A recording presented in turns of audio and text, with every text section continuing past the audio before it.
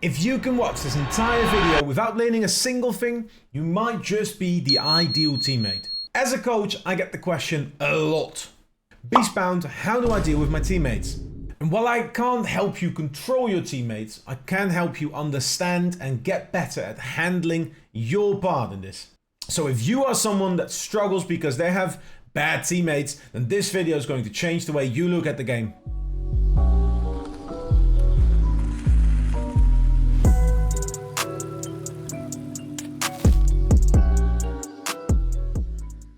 Step 1.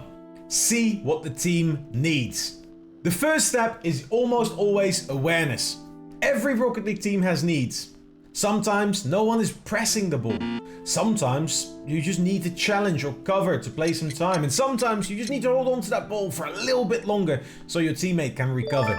Pay attention, especially early in your games. By finding out what decisions your teammate makes early in the game, you can learn how they play. Is your teammate rushing every ball? That usually means you may have to cover a little bit more. Is your teammate hesitant to commit in the first place? That means you need to provide a little bit more pressure. It takes a trained player less than 30 seconds to find out more information about how their teammate plays, and it's going to help them throughout the entire game. Step 2. Adapting to your teammates. The average Rocket League match is just about 5 minutes, but there's a decision to make around every 2 to 3 seconds. And that's a ton of small adjustments and decisions for you to make. If you are completely locked into one specific playstyle for every single game you play, you're going to find yourself clashing with more than half the players you'll be matched up with. Instead, try thinking of your playstyle as something a little bit more fluid. Try filling in the gaps that you find your team needs. Using your awareness to find out what your teammate isn't doing and allowing yourself to adapt into what needs to be done is going to mean you're not just making less mistakes, you're going to become a really solid team from the very get-go. You're going to look more coordinated as a team, and your opponents will find less mistakes that they can punish, even if you are playing with someone for the very first time. Step 3. Don't lose yourself.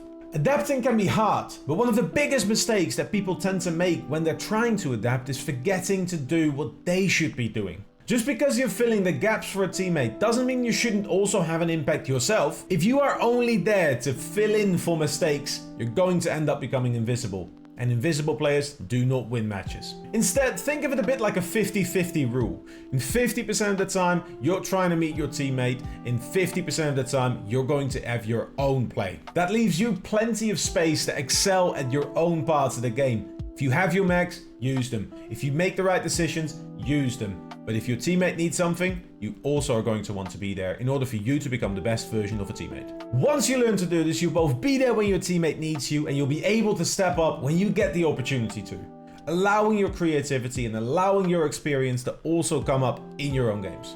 And that's what's going to make you a reliable teammate and a dangerous opponent. Now, if you are serious about trying to improve in your game, make sure you check out my coaching. I have helped over 1,000 people improve themselves and reach their goals already. And if you are interested in becoming better at Rocket League or whatever goal you've set yourself, make sure you check out my website or my Matify, where you can find out more about the kind of coaching services I offer for you to reach your goals. Or book a free 30-minute consultation to make sure that you get the right coaching for your needs. But back to the video. Step 4. Communication without words. Unless you are playing with someone in a voice chat, you rarely speak with your teammates. So, how do you communicate?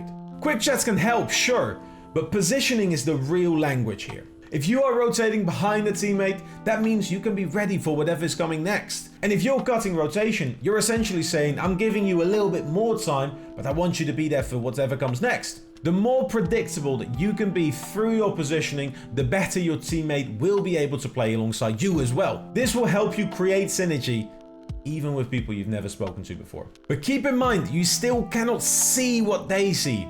And while you are driving behind someone might indicate for you that you're covering them, they can't always see that. Don't expect them to know everything you do. Treat every teammate's play as information, not as a mistake. And that shift in mindset alone will win you more games than blaming them for mistakes will ever do. Which also brings us naturally to the 5th and most important step here. 5. The mental side of the game. Studies in all fields of psychology have shown that frustrations within a team lead to reduced individual performance.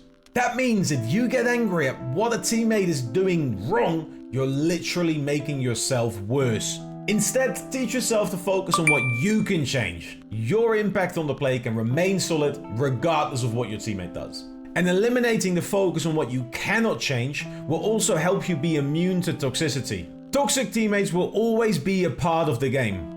Maybe they're having a bad day, maybe their previous teammate was toxic to them, but either way, letting it affect your play is really when losses happen. Just remember that your teammates are the only one on the field that are trying to help you, even if it doesn't always feel that way. Celebrate their wins, learn from their losses, and don't let toxic players take your lessons away from you. So, to wrap up this video and summarize the 5 easy steps that you can do to become a better teammate. 1. See what the team needs.